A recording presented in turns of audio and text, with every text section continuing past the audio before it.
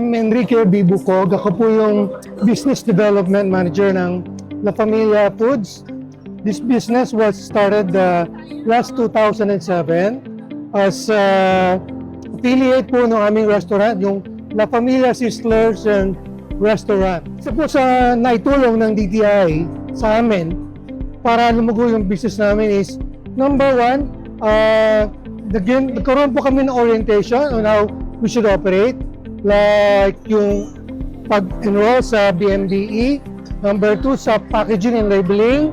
Natulungan din po nila kami sa marketing ng aming produkto.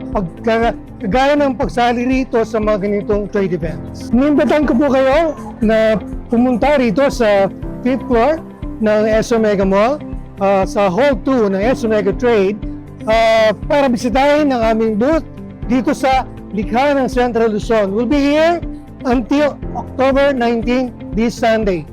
Punta na po kayo.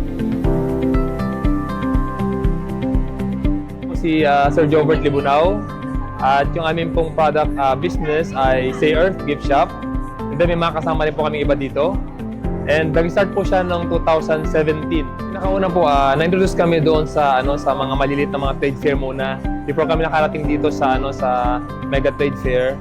And then sila din yung nag-sustain doon sa mga lugar na pupuntahan namin.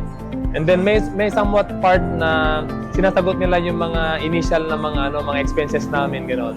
For example, yung install ng mga ganito, may mga percentage na kino-cover nila ng DTI para hindi kami mahirapan na na magbenta dito. At the same time, may mga promotional activities na ginagawa ng DTI every now and then, locally at saka dito rin sa national.